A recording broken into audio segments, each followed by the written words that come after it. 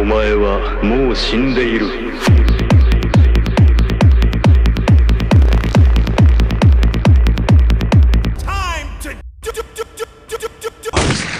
Bonjour à toutes et à tous, bienvenue sur la chaîne Manu Geek, car avec Air Geek, on voyage vers d'autres univers. Eh bien, on va voyager, car comme vous le voyez sur le petit fond sur la vidéo, on va parler de la série Star Wars Obi-Wan Kenobi. Eh oui, et on se prépare avec le sabre laser. Donc, on va parler de la série Obi-Wan Kenobi, bien évidemment. C'est série Star Wars, une des plus attendues, parce que contrairement à Boba Fett, contrairement à The Mandalorian, on est de retour cette fois-ci sur un personnage iconique de Star Wars, qui n'est autre que le maître du célèbre Jedi déchu, Anakin Skywalker, alias Dark Vador, bien évidemment. Et ça va nous montrer quelques suspens, quelques éléments intéressants, car on peut le constater déjà au début du film d'Obi-Wan Kenobi, les extraits justement du 3, en fait de tous les Star Wars, hein. Du 1 jusqu'au 3, ça résume comment Anakin est devenu Dark Vador, comment Obi-Wan il est devenu ce qu'il est. Ça nous fait un petit récapitulatif, donc pour un premier épisode c'est déjà pas mal. Et déjà beaucoup d'avis positifs. J'ai deux personnes qui m'ont dit qu'elles trouvaient la série intéressante, et que aussi le fait qu'on montre le début de Obi-Wan Kenobi avec les parties du film, c'était très intéressant. Après on va revenir sur d'autres points, hein, en n'allant pas déjà loin. Obi-Wan Kenobi va déjà nous montrer aussi deux nouveaux ennemis déjà, qui sont les Inquisiteurs. Alors, pour certains, les Inquisiteurs sont pas vraiment nouveaux dans le milieu Star Wars. Je pense notamment à ceux qui, comme moi, ont regardé la série d'animation Star Wars Rebels. Star Wars Rebels, le grand méchant, justement, c'est le Grand Inquisiteur, justement. Donc, il n'est pas inconnu. En tout cas, moi, il ne m'est pas apparu inconnu. C'est vrai que chronologiquement, le Grand Inquisiteur n'aurait pas dû être aussitôt. Mais d'un côté, oui, parce que il y a quand même Dark Vador dans Star Wars Rebels à la même période que le Grand Inquisiteur. Sauf que Obi-Wan Kenobi, pour revenir au début, se passe en fait 10 ans après Star Wars 3. Donc Leia et Luke sont âgés de 10 ans. Donc c'est pour ça que chronologiquement Star Wars Rebels avec l'Inquisiteur, ça va pas forcément avec Obi-Wan Kenobi. Même si c'est vrai qu'on voit Obi-Wan, on voit le Grand Inquisiteur. Star Wars Rebels, c'est vraiment un truc à part où en fait on va voir plein de trucs du milieu Star Wars, et c'est ça qui est intéressant. C'est qu'au final, les séries Star Wars qui nous montrent, il y a des éléments qu'on peut avoir vus grâce à Star Wars Rebels. Notamment le sabre laser, le sabre noir dans la série The Mandalorian, qu'on peut aussi revoir dans Boba Fett. Ce sabre noir là, on le voit dans Star Wars Rebels. Star Wars Rebels, franchement, c'est une série d'animation que je vous conseille. L'histoire, ouais, les épisodes certains sont chiants, sont ennuyants. Mais l'histoire, franchement, pour vous encadrer sur plein de trucs, on va dire, parallèles à Star Wars, c'est très intéressant. Mais bon, revenons à Obi-Wan Kenobi. Alors, l'histoire d'Obi-Wan Kenobi se situe après la saga de Star Wars 1, 2, 3, donc principalement après la revanche des Sith. Obi-Wan avait pris du recul et essayé de prendre soin de Luke Skywalker, tu vois, en étant loin de lui. Mais bon, Owen Lars, donc oncle de Luke Skywalker, ne veut pas qu'Obi-Wan prenne soin de lui. Mais il faut savoir que, comme on parlait tout à l'heure du Grand Inquisiteur, ils sont trois. Il y a le Grand Inquisiteur, la meuf là qui est de peau noire dans la série, je ne sais plus son nom, mais on l'appelle la troisième sœur. Donc il y a la troisième sœur et il y a l'autre avec son casque là et son visage. Je le trouve pas très beau. Mais, euh, mais voilà, donc on les voit les trois, le Grand Inquisiteur et la troisième sœur et l'autre. Et donc en fait, faut savoir que déjà, je pense que la troisième sœur, je sais, déjà c'est peut-être une des Jedi rescapées que l'on voit au début de la série. Parce qu'en fait, on voit plusieurs enfants partir suite à l'avènement de Dark Vador. Wesh. Bon, je suis en train de tourner cette vidéo et je vois actuellement 2 pigeons devant ma fenêtre. Wesh. Voilà, ils sont partis. Bref, revenons à nos pigeons, comme on dit. Allez, revenons à nos vaisseaux et nos sables laser. On peut voir des enfants justement s'en aller pendant que d'autres Jedi se font exterminer suite après l'avènement de Dark Vador, la naissance de Luke et Leia. Donc, et on voit justement une personne de couleur. Donc, je pense que la troisième sœur, c'est elle. Parce qu'on va, je pense après, je sais pas, mais après mes théories sont fondées parce qu'il y a d'autres éléments qui peuvent nous prouver que c'est elle. Parce que, en fait, Obi-Wan pense que déjà Anakin est mort en fait. Il ne sait pas que Anakin est en vie. Du moins dans l'épisode 1. Parce que voilà, on va aller passer un peu sur l'épisode 2. Ça va aller très vite. Car en fait dans l'épisode 1, déjà, je sais plus si... Ouais, parce que ça va vite quand on regarde les deux d'un coup. On voit déjà la princesse Leia âgée de 10 ans, qui est déjà fougueuse, qui est déjà intéressante.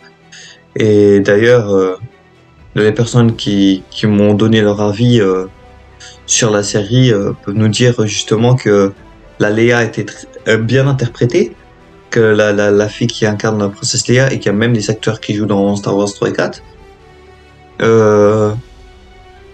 sont bien interprétés. Et puis, moi aussi, la princesse Leia, je la trouve bien. C'est pareil pour le côté de Luke Skywalker qu'on voit, on voit à un moment il joue à une console, il pilote. Ça rappelle un peu l'enfance d'Anakin quand il pilotait. Ça rappelle de bons souvenirs. Et puis voilà. Et puis on voit bien déjà qu'Obi-Wan dans la série qu'il est reculé dans une grotte, il est assez éloigné et proche à la fois des Skywalker, comme dans Star Wars 4. Dans Star Wars 4, c'est ça. On lui dit dans Star Wars 4, on dit qu'il y a un ermite qui habite un certain Ben, qui est un ermite qui vit pas loin de chez lui, donc ça regroupe bien vraiment les éléments qu'on voit dans Star Wars, dans Star Wars 4. Moi, déjà, le seul truc que je peux dire négatif à la série, c'est qu'on peut pas se dire ouais, Obi-Wan il va mourir ou quoi que ce soit.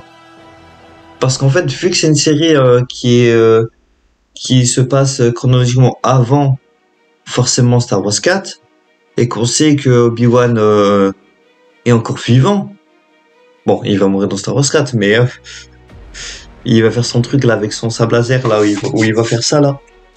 Et après, son corps, il va disparaître. Mais Star Wars 4. Mais au moins, c'est qu'on peut voir quand même les combats frustrants. Parce que c'est vrai qu'on se dit, ouais, il a pris sa retraite, il s'est devenu un ermite dans Star Wars 4, mais on connaît pas ce qui s'est passé. Là, on voit. Parce que la princesse Leia, faut savoir qu'elle s'est fait capturer. Mais donc, son père adoptif contacte Obi-Wan. Obi-Wan refuse au début. Mais du coup, son père, il va carrément jusqu'à aller voir Obi-Wan. Et lui demander. Et donc, Obi-Wan va l'aider. Et donc, au départ, il va essayer de sauver la princesse Leia.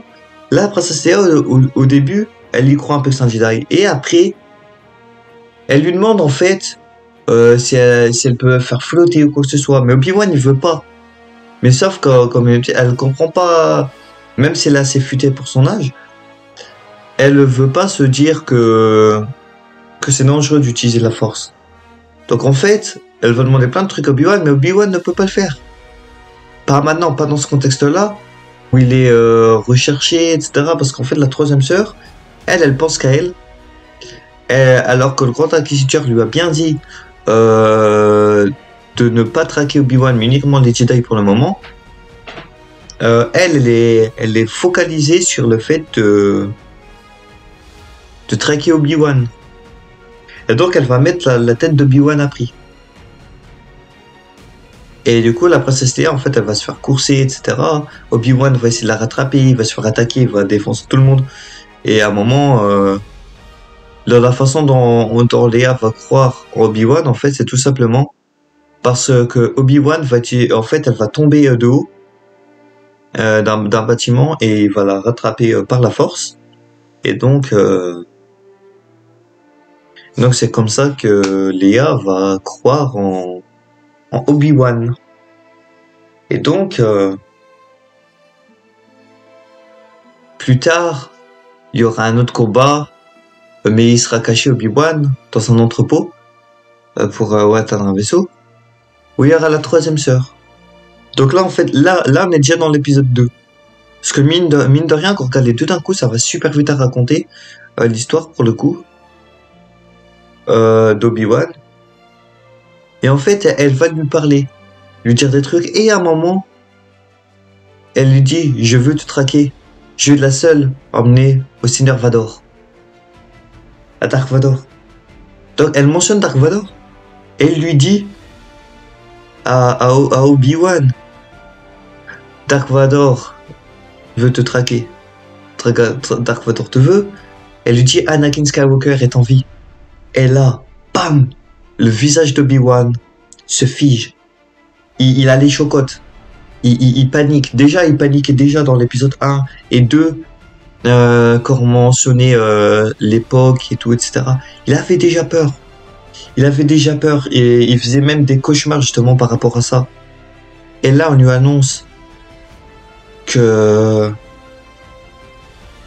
Anakin est en vie, que Dark Vador est en vie. Là, son visage se fige, il tremble. C'est franchement magnifique. Et ça, malheureusement, c'est déjà le fruit de 2 épisodes d'Obi-Wan Kenobi. Donc, franchement, j'ai super hâte. De la suite, en fait. Et j'attends des retours. Et j'attends même des retours dans Obi-Wan inattendus. Comme le retour de Darth Maul. Par exemple. Darth Maul, pour ceux qui ne le savent pas, alors, c'est vrai que c'est 2 choses différentes, mais alors, ceux qui ne le savent pas, Darth Maul, en fait, dans l'univers de Star Wars, n'est pas mort, déjà. Darth Maul, en fait, il est tombé, mais en fait, il y a que sa partie du corps, en fait, qui est coupée. Et en fait, il va être, je vais pas dire ramené à la vie, mais voilà, réparé, il aura des jambes robotiques. Darth Maul, en fait, sera vivant. Dans Star Wars Rebels, Darth Maul traque Obi-Wan. Mais après, si je dis pas de bêtises, ils vont se réconcilier. Ils vont discuter. Darth Maul, Darth Maul, on peut même le revoir dans Star Wars The Clone Wars. On peut même oui, on voit déjà Darth Maul dans Star Wars The Clone Wars. Star Wars The Clone Wars, donc qui se déroule à la guerre des clones. Et tout à la fin, justement, de la Terre, parce que si je dis pas de bêtises, sur Disney+, c'est la saison finale qui est sortie. On voit Dark Vador tout à la fin. Donc ça signifie que Darth Maul peut être présent. Et donc je me dis, Obi-Wan Kenobi, certes, c'est lié à l'avènement de Dark Vador, etc. Mais on peut tout de même attendre un retour de Darth Maul. Et moi, personnellement, c'est ce que j'attends. Franchement, j'attends même qu'ils mettent des personnages par la suite, peut-être hors série, de Star Wars Rebels. Parce que franchement, Star Wars Rebels, ça nous a montré pas mal de trucs comme l'amiral Thrawn. Donc l'amiral Thrawn qui est un gars de l'Impérial, je crois, si je dis pas de bêtises, le gars bleu. qui est très intéressant. Throne, pour en savoir plus, bon, je n'ai pas lu le livre, mais les romans sur Throne, je sais qu'ils sont magnifiques à lire. D'ailleurs, je prévois de l'acheter. Et voilà, donc pour en conclure, Obi-Wan, c'est une super série que je vous conseille. Et franchement, déjà, McGregor, il gère toujours. Ah oui, et bien évidemment, ça se clôture sur un Dark Vador, justement. On voit Anakin sans son masque, là, juste la partie là, son visage, qui respire avec... Et là, oh, c'est la fin, c'est trop bien. Franchement, Obi-Wan, je vous la conseille. Bon, c'est dommage que les séries Star Wars, tout comme les séries Marvel, ne sortent pas d'une traite. Mais au moins, je me dis, et même vous pouvez utiliser l'excuse, les gens ne peuvent pas dire j'ai pas le temps. Car c'est un épisode. Ah, bon, ok, ça démarre avec 2 épisodes. Oh, tu loues quoi, 2 heures. Tu dépenses que 2 heures quasi de ta vie pour regarder les 2 premiers épisodes. Mais également, après c'est un épisode et les épisodes ils raccourcis, ils durent entre 40 et 45 minutes. Donc ça peut varier entre 40 et 50 minutes selon l'épisode. On a bien vu avec The Mandalorian de la saison 1. Donc franchement, vous pouvez pas trouver d'excuses. Puisque ça ne sort pas d'une traite. Donc je vous conseille fortement cette série. Big up à Emily et Valentin. Hein. Donc les 2 personnes qui m'ont donné leur avis. Que je sais qu'ils sont fans de Star Wars. D'ailleurs c'est pour ça, c'est même eux qui m'ont demandé... c'est même Emily qui m'a demandé est-ce que tu veux faire une vidéo Star Wars? Et bien évidemment parce qu'Obi-Wan c'est du Star Wars et c'est une série attendue, bien évidemment que je sors cette vidéo Star Wars. Bien évidemment. Et donc qu'est-ce que je peux vous dire de plus? Bah à vendredi pour prochain pour l'épisode 3 d'Obi-Wan et une review de l'épisode 3. Mais pas que. Je referai un lapsus avec l'épisode 1 et 2. En fait, pour toujours comprendre l'histoire, je vous rappellerai l'épisode 1, 2, 3, 1, 2, 3, 4, etc. Vraiment pour voir l'évolution qu'il y a entre les épisodes. Parce que si je vous raconte déjà ce qui s'est passé avec l'épisode 3, c'est vrai qu'il y a des éléments qu'on peut pas forcément visualiser sans savoir ce qui s'est passé dans les précédents épisodes. Donc voilà, et sur ce, n'hésitez pas à vous abonner à ma chaîne si vous n'êtes pas abonné. Également à vous abonner à la page Facebook et la page Instagram de Louis Quignon, l'auteur du manga Ose, qui ma chaîne est partenaire avec. Encore merci à Puck et Rose pour pour mon intro audio. Voilà, donc merci à tous d'avoir suivi cette vidéo spéciale Obi-Wan Kenobi.